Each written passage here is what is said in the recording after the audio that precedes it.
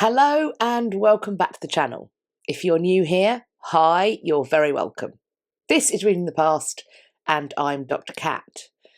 I wanted to try something a little different with today's video because I see lots of comments asking for my recommendations on historical dramas, among other things. And so when my husband sent me a link to this webpage listing 72 British TV period dramas set to air in 2022, I was transported back to thinking about those comments. Now, we aren't going to talk about all 72 of them, but I thought it might be fun for me to tell you about the ones on the list that caught my eye, the ones that I'm either already watching or planning to watch. Also, if you all check out the article that I will be linking, then maybe you can let me know in the comments if I'm overlooking something that you think or know is one that's not to be missed. So, I'm excited. Let's dive in.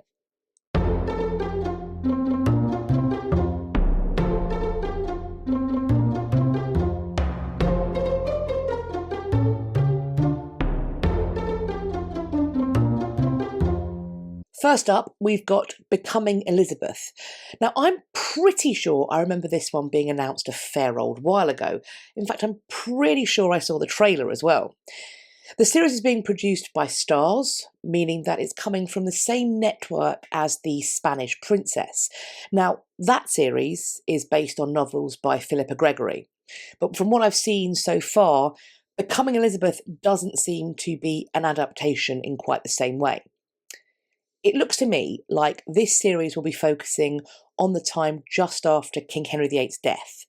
So we're going to have the young Elizabeth at, I think, the very start of her little brother's reign. Now, at that point, or soon afterwards, she will be living with her last stepmother, Catherine Parr, and that stepmother's new husband, Thomas Seymour. And he's bad news. What we have for Elizabeth is a minority rule on the kingdom. Her brother is a boy who sits on the throne. Elizabeth is an orphan who is the king's half-sister, who is also a discredited bastard while also being one of the potential heirs to her half-brother's throne. The stakes could not be higher. The risks are absolutely massive.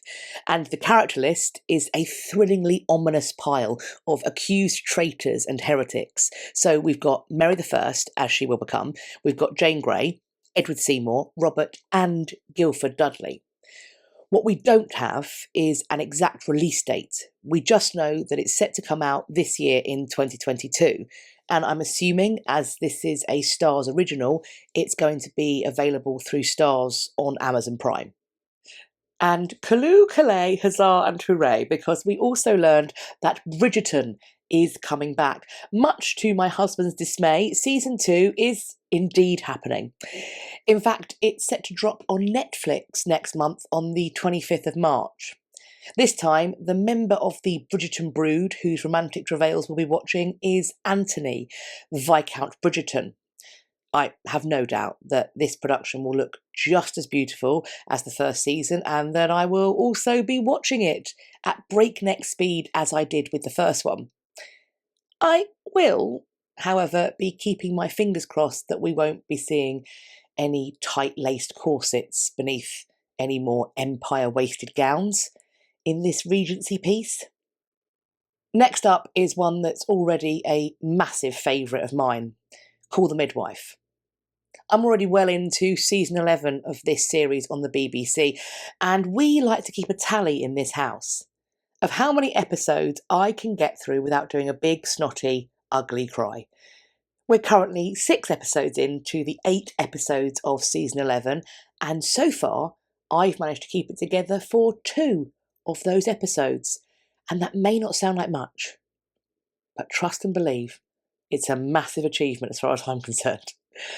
I'm honestly really gutted that there are only 2 more episodes to go in this series, and now I'm going to have to wait until Christmas to get to see the next season. Livid about it. Call the Midwife is famous for the amount of research, the amount of historical research that goes into every element of their productions.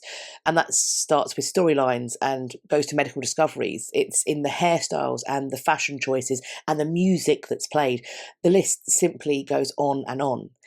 The fact that it's set in Poplar is just the icing on the cake for me, because although I may be a North Londoner by birth, I am firmly an East Londoner by choice, and Poplar is really close to where I live now. There are still spots where you can see the real buildings where nurse Jennifer Worth and her colleagues lived and worked. In fact, last year I went on a guided walk of the real locations that are referenced in Call the Midwife. It was one of the walks offered by Bring Your Baby, so Gabriel got to come as well. There are in fact a bunch of Bring Your Baby walks and also Bring Your Baby pub quizzes. So I will leave a link to the website for that in my description box in case you and your baby are in London and fancy a trip out. I do also like the look of the Gilded Age. Now, from what I've looked into, this one has been created by Downton Abbey writer Julian Fellows, and it's already out. It's on Sky Atlantic in the UK and HBO for the US. Although I never got into Downton myself, in fact, I don't think I've ever watched a whole episode, the Gilded Age has really piqued my interest. And I think that's because it's set in New York in 1882, and so it's exploring this time of extraordinary economic and social change. As is perhaps to be expected, the costumes and location look period dramatastic, and if that is not enough, it's also got Cynthia Nixon and Christine Baranski, and they're playing sisters and seemingly being generally fabulous while doing it. Now, what are our thoughts about House of the Dragon? I know that I'm certainly not the only one that felt that the ending of Game of Thrones was, shall we say, a little rushed. But I am still definitely keen to return to the Seven Kingdoms and check out this prequel that's being made for HBO. This series is set 200 years before the events of Game of Thrones, and it deals with the Targaryen Civil War, which is the thing that proves to be the beginning of the end for that dynasty's rule. In the trailer, I spotted Matt Smith, and it looked like he was doing some really cool sword fighting. I also am definitely sure that I saw a joust going on. And for that reason alone, and indeed many others, I am pretty excited for the 10 episodes that are being made for this first season. We haven't got a release date, but as with everything that I'm talking about today, it is scheduled for 2022. I'm also keen to check out this new series to see what they're doing with the story of Marie Antoinette. This series has been created by the screenplay writer for The Favourite, and it looks like it's been filmed on location at, among other places, the Palace of Versailles.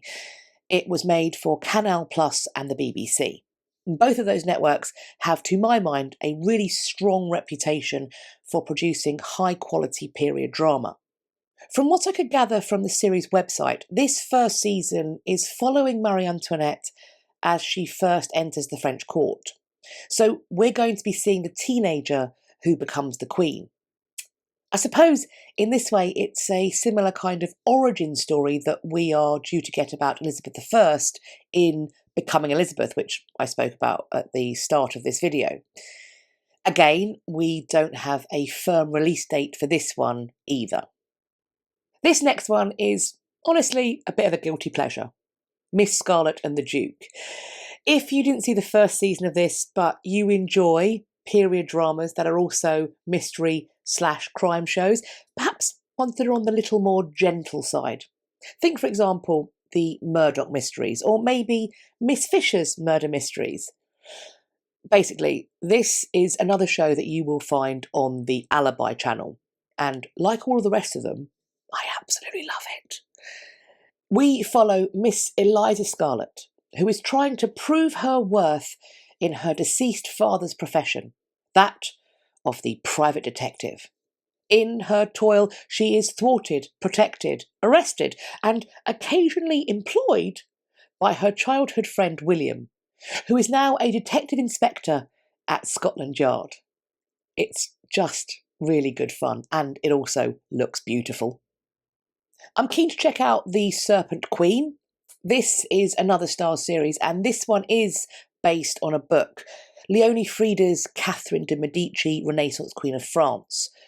From them, we can expect an 8-part series featuring Samantha Morton as Catherine de' Medici, wife of Henry II of France. I haven't been able to figure out quite where we'll be meeting Catherine on her timeline. I am presuming that as Samantha Morton is the one who's been cast, we are probably going to meet her towards the end of her marriage. So we'll be seeing her as an experienced queen, or perhaps in the start of her widowhood, where she becomes the queen mother to 3 successive kings of France. Through her eldest son, she was also mother-in-law to Mary, Queen of Scots. So she's going to be popping up in this series as well. The series cast also features a magician and soothsayer, so it looks to be exploring Catherine's apparent links to the occult as well. Now, I'm not sure if I would have naturally put this next one in the period drama category, because I think it's more appropriately true crime / true crime drama. That's the more obvious place for me. But it was on the list, and it definitely caught my eye. Some of the people who were involved in making the show Des, which was about the crimes, arrest and trial of Dennis Nielsen, are involved in this one. Des starred David Tennant, and he gave a phenomenally chilling performance as the infamous serial killer Dennis Nielsen. This new series is entitled The Yorkshire Ripper, and will, I assume, be doing something similar in relation to the struggle and, frankly, institutional failings when it came to investigating and prosecuting the crimes of Peter Sutcliffe. The Yorkshire Ripper is due to air this year on ITV in the UK. Unfortunately, I haven't been able to find information for if, when, or where this will air outside of the UK. So those are my picks, but we aren't done with the video just yet because my husband Jamie simply wasn't satisfied with sending me the link to the article. No. He wants me to share his picks and why he chose them with you too. And he offered the following reasoning for that. Quote, in case your viewers need some grittier recommendations for TV in 2022, I do have better taste than you. Like so many, it appears that Jamie has gotten behind a keyboard and it's made him brave. Annoyingly, of course, with preference being the kind of beast that it is, some, or indeed all of you, may agree with him regarding the quality of our respective choices. But either way, do keep it polite in the comments section, won't you? He goes on saying that he, quote, will not be recommending Bridgerton. Yes, dear, we get the point. You don't like it. But here are his 5 recommendations with comments, and he says that this is coming in no particular order. So here's what he had to say. The gallows pole.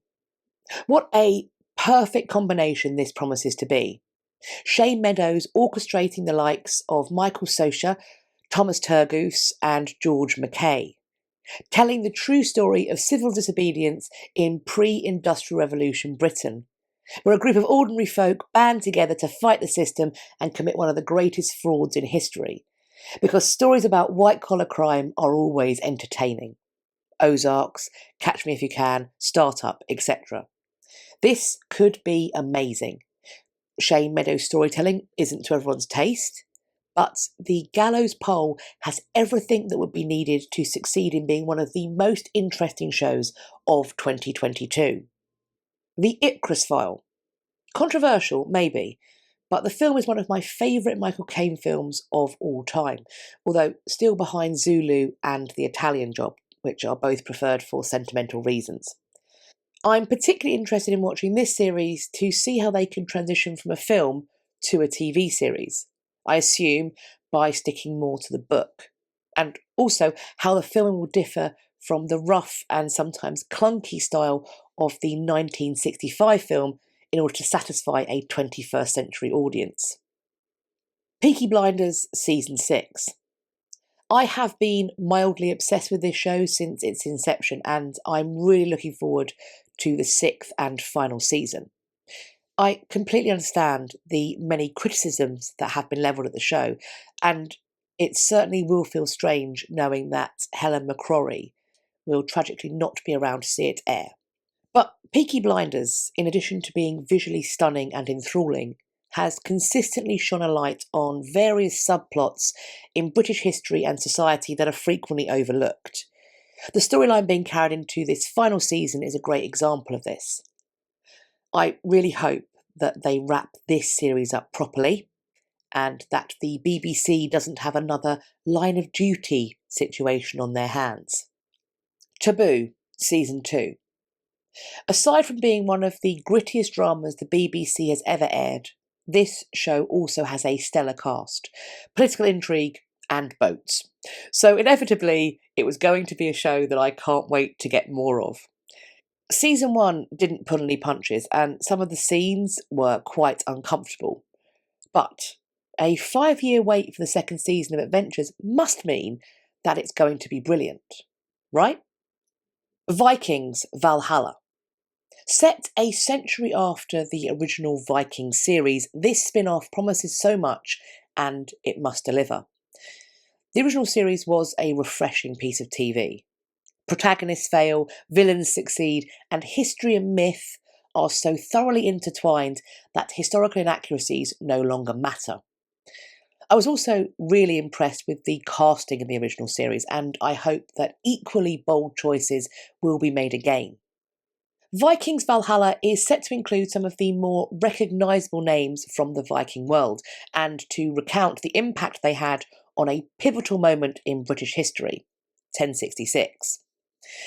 It will be strange to not see the many well-known faces from the original series, but I'm still excited to see what Jeb Stewart can deliver. He did write both Die Hard and The Fugitive after all. And there are boats. Skull! Special mention number 1. Although it didn't make it into my 5 picks, the little that is known about Nautilus is promising.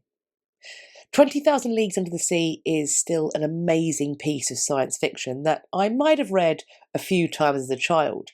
And I'm also encouraged by the casting of Shazad Latif as Captain Nemo. He was brilliant as Ash Tyler in Star Trek Discovery, so this may well also get a watch. Although not too much is known about the production for the moment. So as I said, those were my husband Jamie's suggestions and his reasons behind making them. And he did have one more special mention because, frankly, I should know better than to try and give him a limit of 5 because he will always try to overstep any mark because he is that kind of a button pusher and that's why I love him. But he did include another special mention, so special mention 2. And this is about a show called Anne, which looks at Anne Williams and her fight to deal with the cover-up surrounding the Hillsborough tragedy. And I want to share what Jamie wrote, but I can't read it because it makes me cry. So because I am incapable of keeping it together, I felt the best thing to do would be to just put up on screen what my husband wrote and you can read it. Because I didn't want to leave Anne out simply because I keep crying. And that's because the Hillsborough tragedy was certainly a tragedy within the football community and for football fans. But I've never been a football fan. And that tragedy definitely touched me. I think it touched many people in this nation and probably around the world. The fact that there is a compounding and more painful addition to something that's already tragic in that people that are supposed to protect us, to find out the truth and to then tell it, instead spent their time and energy in orchestrating a cover-up to hide arguably their own flaws and failings, and in doing so then slandered and libelled the people who were victims of this tragedy, too many of whom could not defend themselves because they didn't survive it is a scandal. And it was a scandal. And it was something that I found utterly reprehensible. And so, to echo my husband, I just hope that this series, Anne, does this story justice. And in particular, that it does Anne Williams justice. This tireless campaigner without whom I am terrified to think where we might be in terms of the truth of what went on. If you need to, pause to read. But what do you think? Which, if any of these shows, are you looking forward to watching, and why? Did you get a chance to look at that full list of 72 shows? Are my husband and I ignoring a gem from off of that list? As always, I'm looking forward to reading your conversations in the comment section underneath this video, or you can find me on social media. I'll leave links to the other places you can find me on the internet in my description box. Follow me over on some or all of them so we can continue this conversation and start some others. I do hope you enjoyed this video and found it useful. If you did, why not share it with some friends? Please also let me know you liked it by hitting the thumbs up, and please also subscribe to the channel. Do have a little check to make sure that you are subscribed still if you want to be and think you are, because YouTube does unsubscribe people. While you're there, checking, subscribing, maybe resubscribing, why not also hit the bell icon beside the subscribe button, and when the drop down appears, hit all, so that YouTube will tell you when I've next uploaded. I hope you're going to have a great day, whatever you're doing, and I look forward to speaking to you all in my next video. Take care of yourselves. Bye-bye for now.